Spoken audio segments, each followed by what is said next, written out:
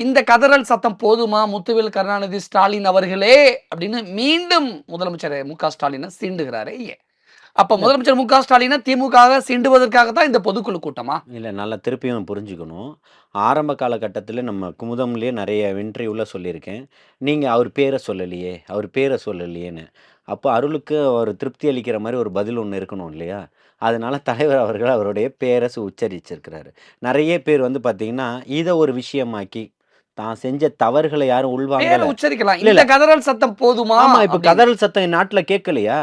நாய் வெறிநாய் கடியினுடைய இதிலிருந்து கூட மக்கள உங்களால காப்பாத்த முடியல. வக்கு இல்ல, இல்ல. இல்ல. விஜய் சொன்னது அந்த இடத்துல அப்படி இல்ல. நான் உங்க பேர சொல்றேன் பாருங்க. முத்துவேல் கருணாநிதி ஸ்டாலின் அவர்களே, மன்னராட்சி முதல்வர் அவர்களே அப்படின்னு அவர்களே அவர்களேன்னு ஆமா. இவரோட பாணியில அவர் கலாய்க்கிறார்ல. எல்லாத்துக்குமான கதறல் சத்தமும் அங்க ஒட்டு மொத்தமா ஒலிக்குது. ஓங்கி ஒலிக்குது. புரியுதுங்களா? அதாவது இத மட்டுமே நீங்க எடுத்துக்க முடியாது.